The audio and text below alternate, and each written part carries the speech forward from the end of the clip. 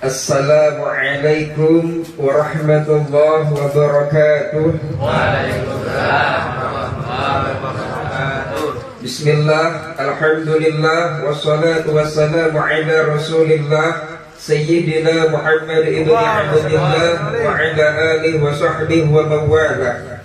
Allahumma salli wa sallim ala Sayyidina Muhammad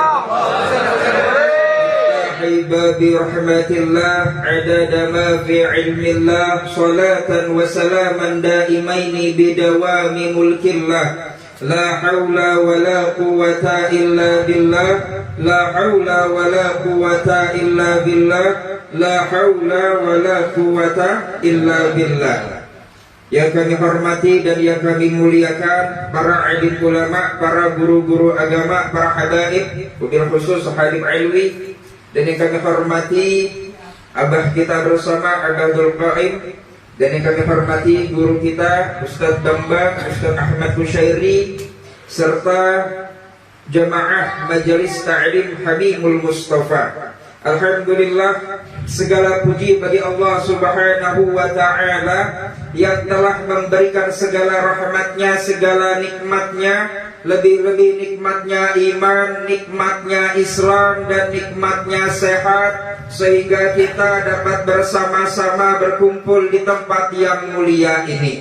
Mudah-mudahan dengan hadirnya kita di majelis ini, Allah panjangkan umur kita, Allah kabulkan segala hajat kita, hajat dunia, lebih-lebih hajat akhirat kita, dan mudah-mudahan segala dosa kita, dosa kedua orang tua kita, dosa jiran tetangga kita yang masih hidup, lebih-lebih yang telah wafat, diampunkan oleh Allah Subhanahu wa ta'ala.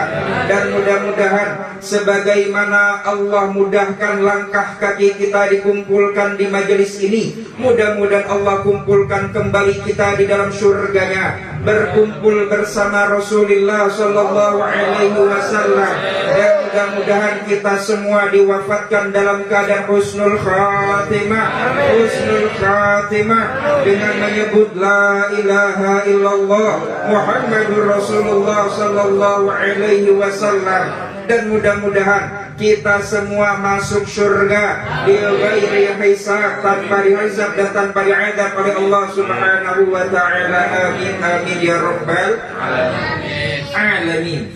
Salawat beserta salam selalu tercurah kepada junjungan kita Nabi besar Muhammad sallallahu alaihi wa ala alihi wa sahbihi wasallam, beserta para sahabatnya, para kerabatnya, hingga umatnya ila yaumil qiyamah.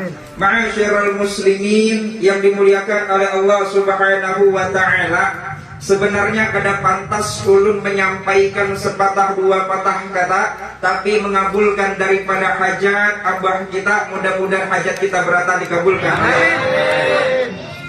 Sebentar lagi, mungkin kira-kira berapa malam aja lagi, kita Muhammadiyah jelas sudah insya Allah malam isuk tarawih. Tinggal kita tunggu berita pemerintah malam isuk kah atau malam ahad. Artinya kita lihati apa ujar pemerintah, itu kita umpati.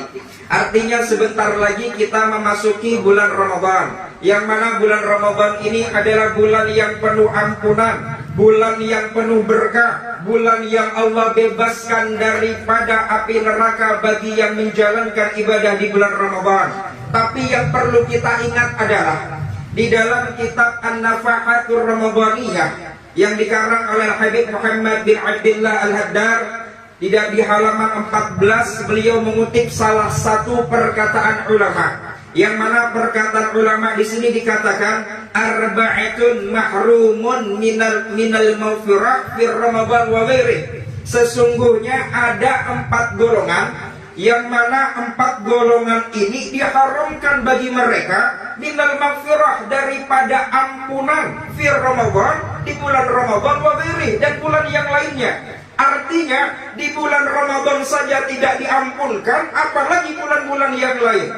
Siapakah 4 golongan ini? Mudah-mudahan tidak kita termasuk daripada 4 golongan ini. Amin. Apa 4 golongan ini? Yang pertama kata beliau adalah al-aqu liwalidayh, orang yang durhaka kepada kedua orang tuanya.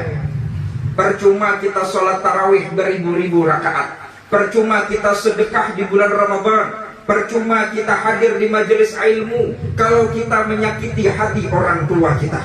Ridallah fi ridha walidain wa sukhtullah fi sukhti walidain. Ridhonya Allah terletak kepada ridha kedua orang tua, dan murkanya Allah terletak kepada murka kedua orang tua. Maka sebelum kita masuk bulan Ramadan, jikalau orang tua kita masih hidup, kita datangi mereka, kita kunjungi mereka. Mohon maaf, terkadang kita sibuk mencari surga yang ada di luar, tapi surga yang ada di dalam rumah kita sia-siakan.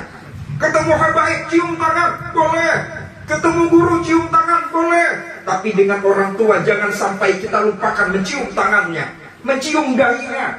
Bahkan kalau sudah menyenangkan hati orang tua, sudah orang tua ridha dengan kita, maka insya Allah surga pun akan kita dapatkan.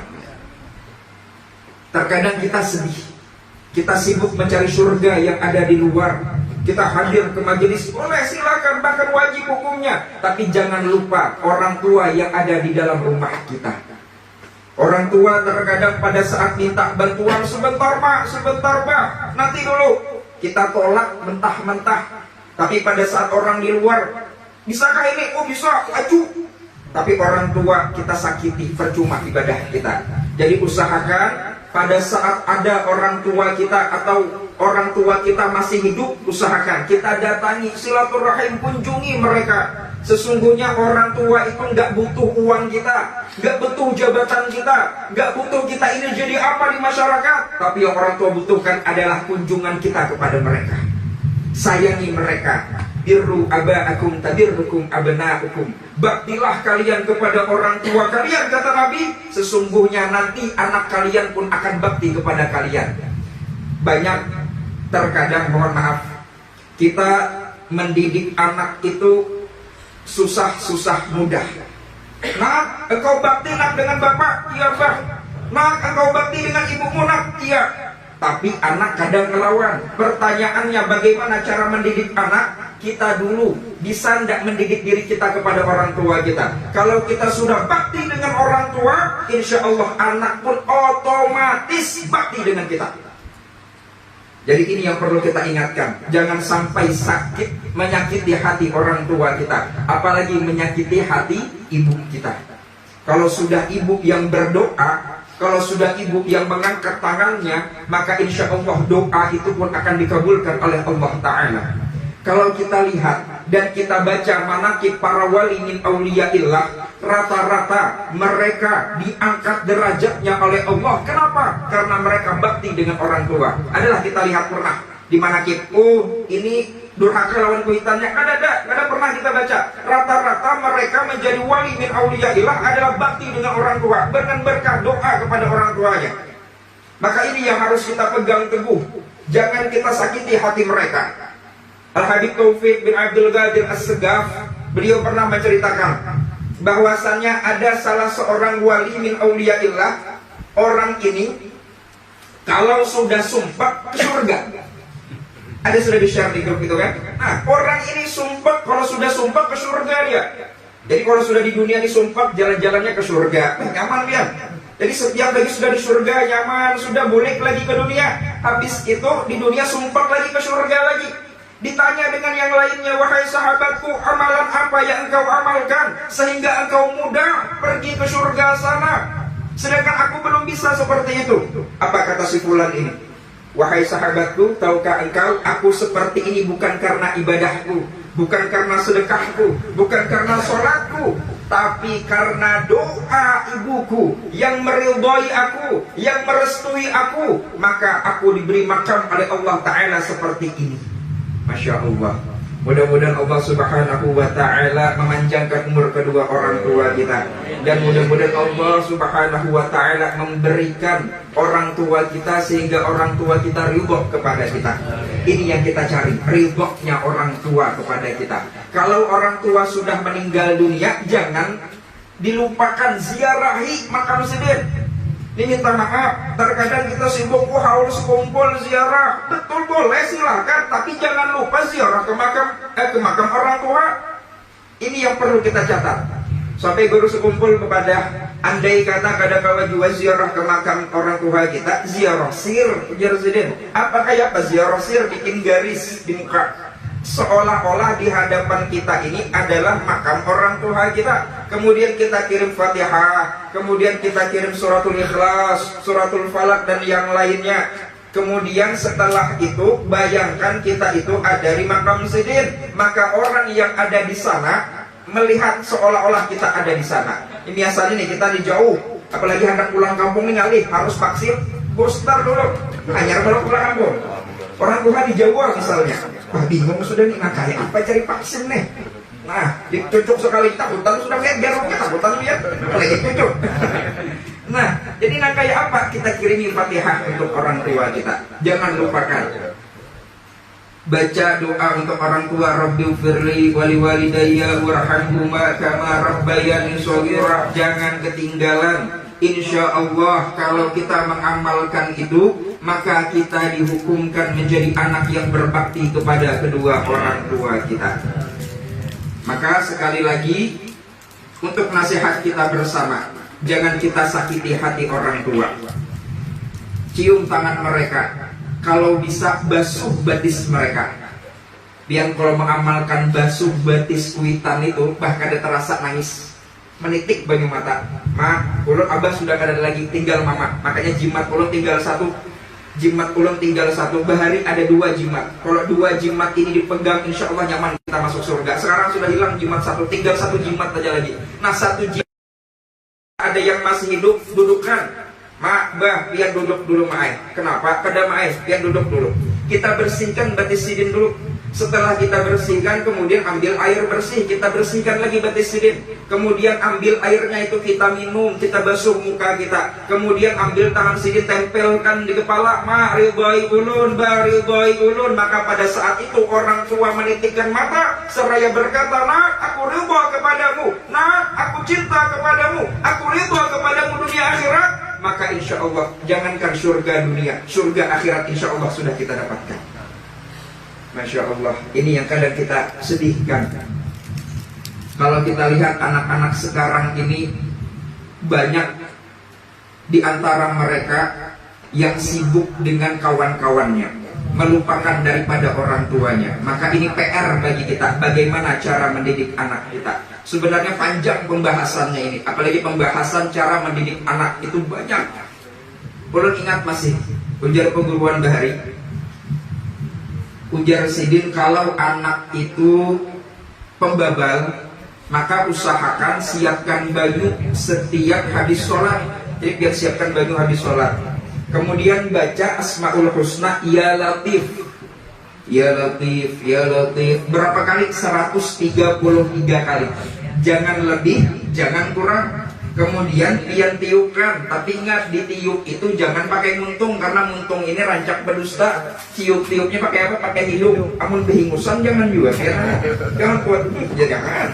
Biasa aja, syarat aja. Nah, tiupakan. Kemudian niatkan, ya Allah, dengan berkah Ya Latif ini, wahai Allah, yang mana artinya Allah yang maha lembut, maka lembutkanlah hati anak ulun, supaya ia bakti dengan kuitannya, bakti dengan pian, bakti dengan Rasulnya. Insya Allah anak itu pun akan menjadi anak yang berbakti dengan orang tuanya. Jadi itu bagus diamalkan bagi kita. Jadi kalau ada anak halus, bagus dibacakan. Tuh kan halus di dalam itu, nah dibacakan. Sudah insya Allah hatinya akan semakin lembut. Itu yang pertama. Jadi orang yang diharamkan oleh Allah Ta'ala ampunan di bulan Ramadan dan ampunan daripada bulan-bulan yang lainnya, yaitu orang yang durhaka dengan orang tuanya. Kemudian yang kedua, orang yang diharamkan di bulan Ramadan adalah waqati'ur rahim, orang yang memutus tali silaturahim. Makanya kenapa bulan Sya'ban itu kita sudah minal aidin wal faizin, mohon maaf lahir batin, itu kita minta semuanya, minta maaf dengan antara kawan-kawan kita, jangan memutuskan tali silaturahim, apalagi dengan tetangga. Kamu tetangga ada sakit hati lawan kita, olahkan bubur kacang, banyak kuahnya.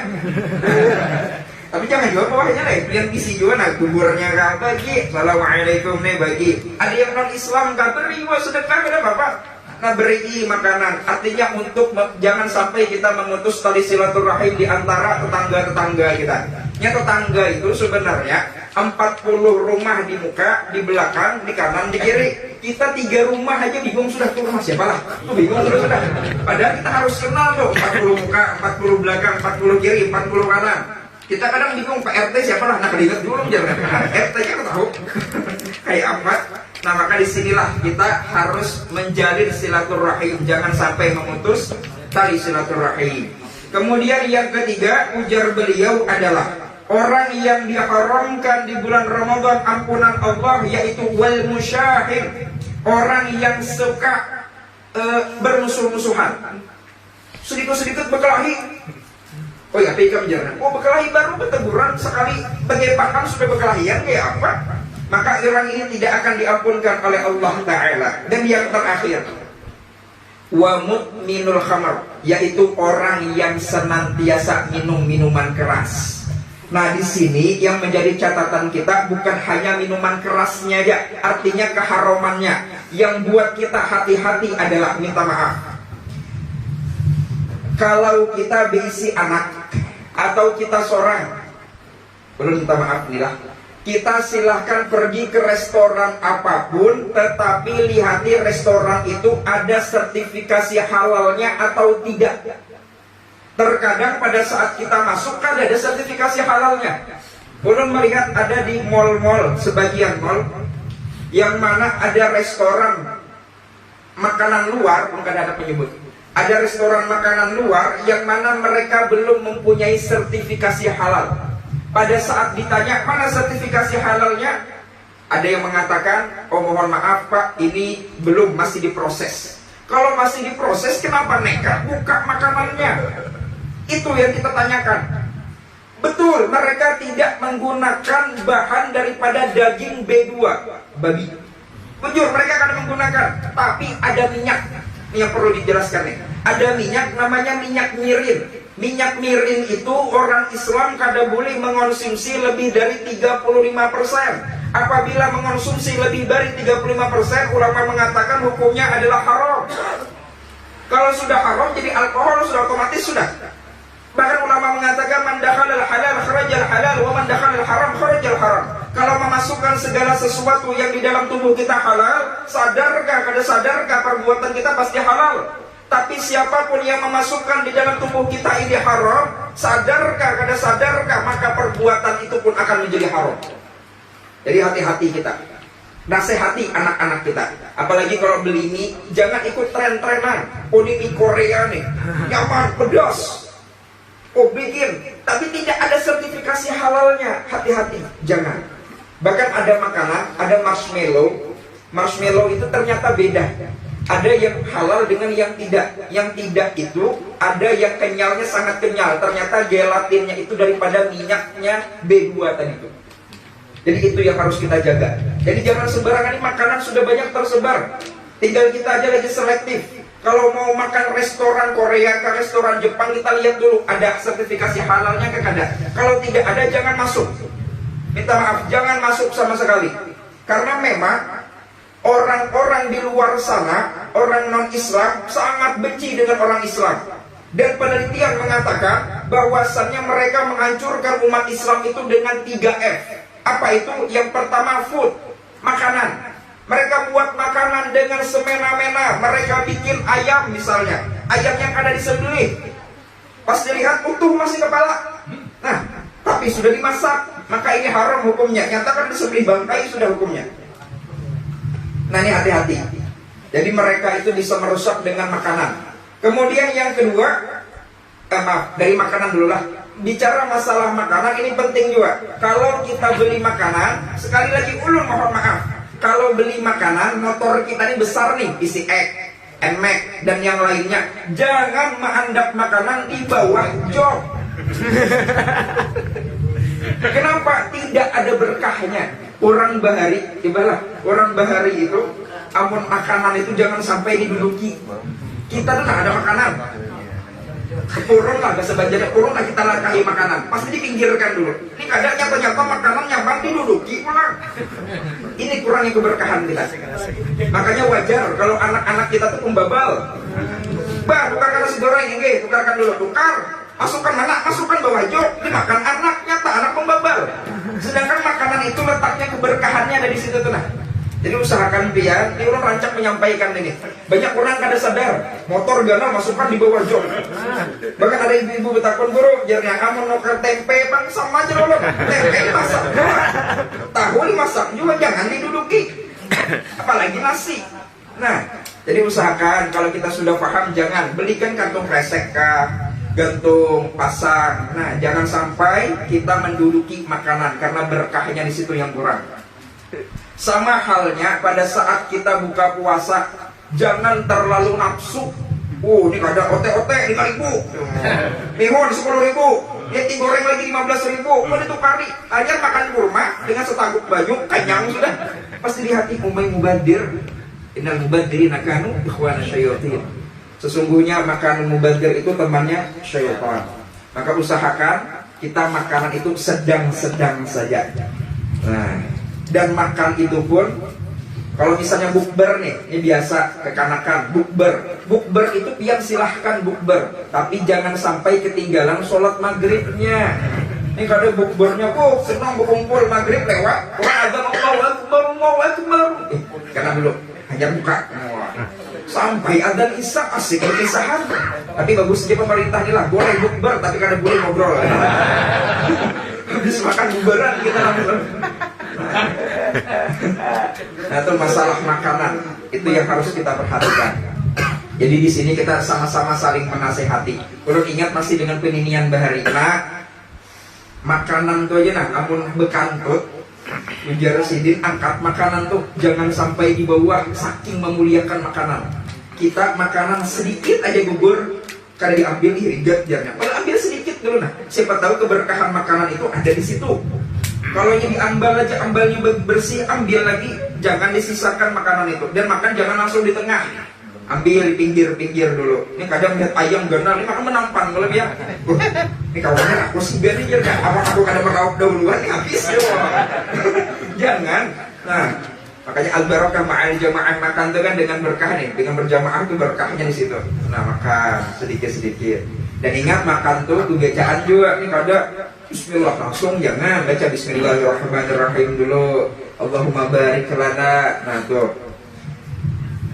Apalagi bagus dibaca Bismillahilladzi la yadurru ma'asmihi syai'un fil ardi wala fis sama' wa huwas sami'ul 'alim. Sebelum makan baca itu supaya tidak ada mudarat yang sampai ke tubuh kita. Insyaallah biar dijaga. Itu kisahnya Abu Darda dulu. Yang kada khilaf di kitab Syarah Fatihul Hadad. Jadi Sidin ini dakwah, kemudian diberi oleh pembantu Sidin ini mak racun. Ibarat racun itu sekali minum pasti mati. Tapi bingung nih, Sidin ini kada mati-mati. Kalau kada Abu Dar, sekali ingat di kitab Syarah Fatihul Hadad tuh. Jadi pada saat itu Sidin makan aja, nyaman aja, minum nyaman aja, bingung membantu. Pian ini kenapa? Gitu tuh bicara. Udah ingat dengan Sidin. Nah, habis itu apa amalan pian ini lah? Jadi amalan itu aja Bismillahilladzi la yadurru ma'asmihi syai'un fil ardi wala fis sama' wa huwas sami'ul 'alim sebelum makan. Maka makanan yang diracuni itu tidak efek kepada tubuh Sidin. Yang penting yakin. Jadi kuncinya kita adalah yakin. Insya Allah dijaga oleh Allah. Tapi jangan juga biar ada kambing seikungan. Tapi sudah tahu tekanan. Bismillahirrahmanirrahim. La yadurru ma'asmihi syai'un fil ardi wala fis sama' wa huwas sami'ul 'alim. Yakin kuat jujur, tapi syariat dijalankan juga. Langsung hantuk kepala kambing dihantuk langsung. Nah, jangan langsung boleh ke kawal lagi sudah berbangun stroke setengah. Nah, ini hati-hati kita. Nah, makanan juga dijaga. Apalagi sudah umur 40, 50 sudah disedang-sedangi masalah makan. Jangan kebanyakan makan. Nah itu tadi, jadi orang non-Islam itu pertama diserangnya di food, makanan. Kemudian yang kedua F-nya adalah fashion, pakaian. Lihat pakaian perempuan-perempuan. Jadi hati-hati, bujur berjilbab di atasnya, tapi di bawahnya ya Allah bertebaran macam-macam. Anak ini kalau apalagi kayak kita nih nah, satu muda ini bingung ya. Dilihat haram, kadang dilihat terang bagus. Itu bahaya. Corona kan naik pulang sudah tahu umur 30 pakai baju umur 20-an ya tak ada sedang. Turun salah jual, makanya hati-hati kita lah. Pakaian itu. Kemudian yang terakhir F-nya adalah film. Nah nih, orang-orang non-Islam itu menghancurkan orang Islam dengan film. Apalagi film Korea bertebaran Bian. Oh, sudah lebih niat paling hobi film Korea. Oh, bahasanya itu ibarat dunia itu kalau diibaratkan film ini nyaman hidup tuh bang, tapi tidak sesuai ekspektasi jarnya kok. Apalagi film layangan putus. Wah, itu binian hati-hati nonton itu. Anda keluar, kita kemana abahnya? Wah, takut selingkuh. Hati-hati kita lah. Jadi habis, dihancurkan kita lewat itu tadi. Jadi kesimpulannya adalah terakhir. Kesimpulannya adalah mudah-mudahan kita jangan menjadi 4 golongan ini. Yang pertama tadi al-aqu liwalidayh, orang yang durhaka dengan orang tua. Kemudian yang kedua waqati'ar rahim, orang yang memutuskan tali silaturahim. Yang ketiga wal musyahin, orang yang senantiasa bermusuhan. Dan yang keempat wa mudminul khamr, yaitu orang yang senantiasa dan senang minum minuman keras. Mudah-mudahan Allah jauhkan daripada ini semua, dan Allah panjangkan umur kita sehingga kita bisa berjumpa dengan bulan Ramadan, dan hati kita pun akan semakin khusyuk beribadah kepada Allah Subhanahu wa taala. Amin amin ya rabbal alamin. Ulun minta ampun, minta maaf, minta halal, minta ridha. Hadanallahu wa iyyakum ajma'in. Wassalamualaikum warahmatullahi wabarakatuh. Waalaikumsalam.